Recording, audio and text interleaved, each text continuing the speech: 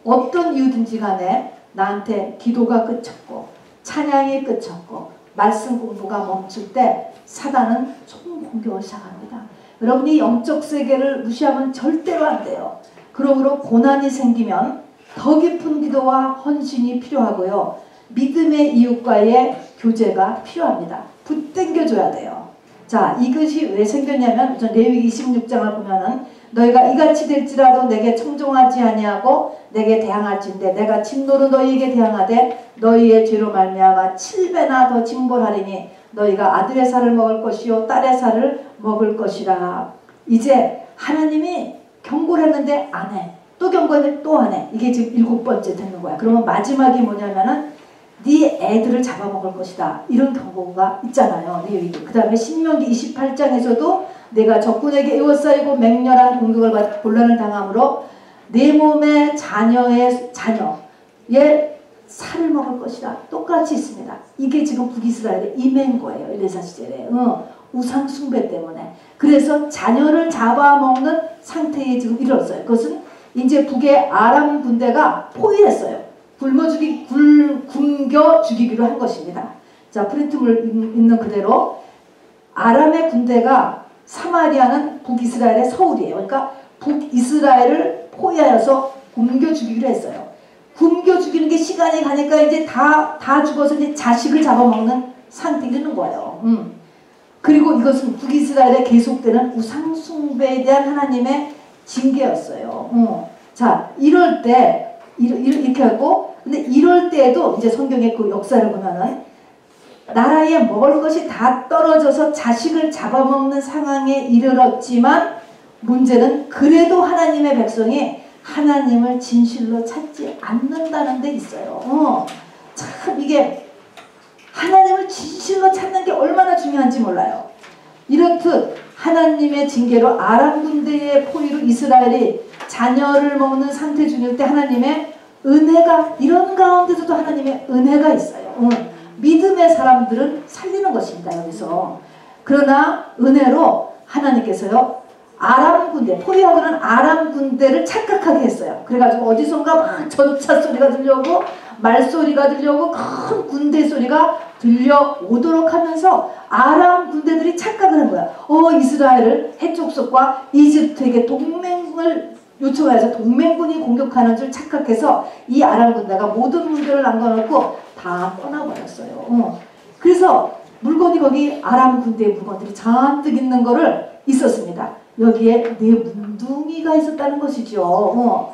네 문둥이가 어떻게 생각했습니까? 이래주구나 저래주구나 마찬가지니까 뭐 굶어주구나 또 자기는 어차피 문둥이니까 뭐 어차피 그냥 손해볼 건 하나도 없는 셈이니까 우리 한번 아람에 가서 항복을 해보자. 항복해가지고 혹시 받아줘서 밥 한 끼라도 먹을까 해가지고 항복하러 아람 군대 들어갔더니 아무것도 없잖아요. 아무도 없잖아요. 그래서 실컷 먹고 거기 있는 물건까지 다 지금 가졌다는 것입니다. 그러고 나서 바로 이 소식을 우리 북이스라엘에 가서 전해주자. 아름다운 소식이라는 것입니다. 하나님은 바로 어떤 형태든지 살고자 하는 자를 살리시는 거예요. 기적이죠. 기적. 여기서 뭐예요? 운동력이에요. 운동력. 아무리 내가 낙심을 하고요. 아무리 절망에 빠질 때 너부러 있지 말라는 거예요. 운동력이라는 거예요. 그리고 이 운동력에서는 뭡니까? 운동력에서는 마치 이 네 문둥이가처럼 이래주구나 저래주구나 그냥 나한테는 이제 아무것도 없어 이럴 정도로 내려가야 되는 거예요. 아직도 뭔가 챙길 게 있으면은 안 되는 거야. 그러나 어쨌든 아무것도 하지 않고 하나님의 도움을 구할 수는 없어요. 아무것도 하지 않고 나에게 기적이 일어난다? 여러분 그렇다면 하나님께서 예수를 십자가 죽이지 않으셔도 되게 구원이 일어난다. 이 뭔가를 해야 되는 거예요. 우리는 지나가는 예수 그리스도의 옷자락을 붙잡아야지 돼요. 이렇게 악을 써야 된다는 것입니다. 목소리를 높여서 도움을 청해야 되는 거예요. 부르짖어야 되는 거야. 살려달라고 해야 되는 거예요. 하나님 앞에. 낫게 해달라고 해란 말입니다. 그리스도는 자신을 간절히 찾는 자를요 결코 외면하지 않으십니다. 여러분. 자, 그런데 잠깐 보면요. 요 아람 왕, 이 아람이라고 하는 요 나라를 보면요. 이 아람은 아람의 군대 장관인 나만의 문둥병을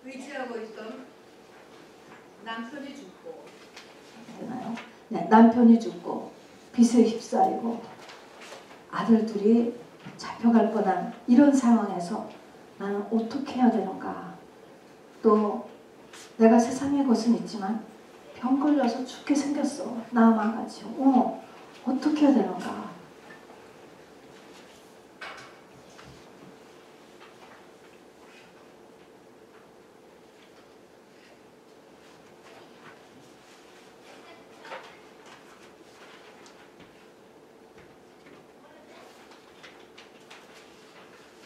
제가 복습할게요. 여러분 한번 보세요. 자, 이웃의 그릇을 빌려온 사건에서 맨 첫 번째는 이렇게 절망적인 빠졌을 때 맨 처음에 뭐 하라고 그랬죠? 하나님께 부르짖으라. 하나님께 부르짖는 일이죠. 그리고 두 번째는 가서 자세하게 이야기하라. 뭐가 어떻게 됐는지를 자세히 이야기해요. 그랬더니 엘리사가 세 번째는 뭐라고 그랬지? 남은 거 뭐냐? 남은 거 갖고 하나님이 기적을 일으키셔요. 남은 거 갖고 나를 살려요. 세 번째는 뭐요? 나에게 남은 거 뭐냐? 그다음에 네 번째는 자존심. 재료라 와요. 이웃한테 가서 뭐 궁한 소리 해야 되는 거예요. 자존심 내려놔야 돼요. 다섯 번째는 방문 닫아야 돼. 방문 닫고. 여섯 번째는 아들이 조인하면 좋죠. 아들 조인하는 거예요. 아들 조인. 일곱 번째는 말씀에 순종하여 기름을 부니까 이제부터는 아들 조인까지 끝나고 하니까 짠짠짠짠 성령이 이제 접속됐어요. 성령이 커넥트. 하나님과 커넥트 되는 거예요. 여리고의 물샘을 고치는 사건의 의미는 뭐예요? 하나님은 문제의 근원을 손대신다는 것입니다. 항상. 교회도 문제의 근원을 손대요. 교회가요. 물론 바깥의 것도 할 수 있으면 더욱 좋겠지만 어쨌든 하나님은 먼저 근원을 손을 댑니다. 근원을 고칩니다. 병. 다음에 이 치명적인 병입니다. 여러분. 이 병에서는 지금은 문둥병이 없죠. 지금은 아마 이게 캔서가 더 맞을 것 같아요. 요즘 같으면. 문둥병은 요즘의 캔서보다도 사실은 더 당시에는 치명적이었어요. 첫 번째는 뭐 바꿔야 돼요? 생각의 틀. 내 생각. 두 번째는 내려가야 돼. 세 번째는 옷 벗어야 돼. 옷 벗어. 자기 모든 옷 벗어. 내 때를 다 떼어야 돼요. 네 번째는 뭐가 필요해요? 물. 뭐가 필요해요? 말씀. 나에게 양식이 되는 말씀. 그리고 다섯 번째는 양식이 조금만 있어야 되는 게 아니고 해결될 때까지의 양식이 필요해요. 일정량의 양식을 먹어야 이게 역사돼요. 그때까지 인내하고요. 일곱 번째 가니까 이거가 제일 어려운 것 같아요. 이 병 고치는 거가 사실은요. 그러니까 주변에 여기서 스탑데이가 너무 어려워서 주변 사람들이 좀 끌어줘야 돼. 오늘 교회 갑시다. 계속 기도해 봅시다. 주변 사람들이 권면하는 주변의 도움이 필요합니다. 물에 빠진 도끼는 무슨 영적인 의미를 가지고 있죠? 나의 하나님이 주신 모든 달란트가 예수 믿으면 꽃펴요. 잘 되는 거예요. 예수 믿으면. 예수 믿으면 인생이 풀리고 꽃펴요. 쓰임 받는 거예요. 도끼가 되는 거예요. 그리고 화살을 3번만 탁 치니까는 죽음을 앞둔 엘리사가 화를 냈어요. 네. 그래서 이거는 뭘 얘기해요? 열심. 하나님 일에 좀 열심. 할 수 있는 한 열심을 좀 내라. 그러면 그만큼 하나님이 은혜를 주신다니까요. 자, 열심을 내라는 거야. 할 수 있는 대로 열심. 여섯 번째는 엘리사가 병들어 죽은 거. 지금은 생명사역시대예요. 생명사역시대. 자, 그래서 엘리사의 스승이었던 엘리야는 휴거됐잖아요. 근데 휴거 신앙이나 그렇게 휴거되나 병들어 죽은 엘리사나 똑같이 신부예요. 똑같이 새 예루살렘 성에 들어가는 것입니다. 왜 그러냐면 죽었는데 보니까 다른 시체가 내 시체이다니까 살맞잖아요. 그거는 생명으로 가득 찼다는 의미거든요. 그래서 우리가 나중에 휴거되는 사람이나 환난 통과하는 사람이나 다 똑같아요. 믿음이요. 그래서 어떤 사람은 휴거되고 어떤 사람은 사명을 내서 남아서 환난 통과를 하게 되고 그러는데 똑같이 믿음이 휴거신앙만큼 올라가 있어야 돼요. 예수님이 내 인생의 주인 되는 데까지 돼 있어야지 우리가 주님 다시 오실 때 전까지 달려가야 됩니다. 4명의 문둥이는 뭡니까? 이거는 운동력입니다. 여러분. 어떤 일이 있어도 운동력. 이 운동력이 어느 만큼 떨어져도 그러니까 굉장히 다운되는 때도 그래도 나는 운동력을 발휘해라 이래야지 돼요. 그냥 이 문둥이 같이 이래주구나 저래주구나 내 인생에는 잃어버릴 것이 하나도 없어 이 정도까지 돼야 운동력이 있는 거고 마귀는 그렇게까지 우리를 묶어 꼼짝 안 하고 있는 게 묶이는 거잖아요. 꼼짝 안 해. 아무 액션을 안 해. 이렇게 묶어요. 근데 마음을 더 떨어뜨리면서 그래도 운동력을 가지라는 것입니다. 여러분. 자, 여러분 우리 말씀을 생각하시면서 우리 잠시 같이 기도하겠습니다. 성령님께 간절하게 마음 중심에서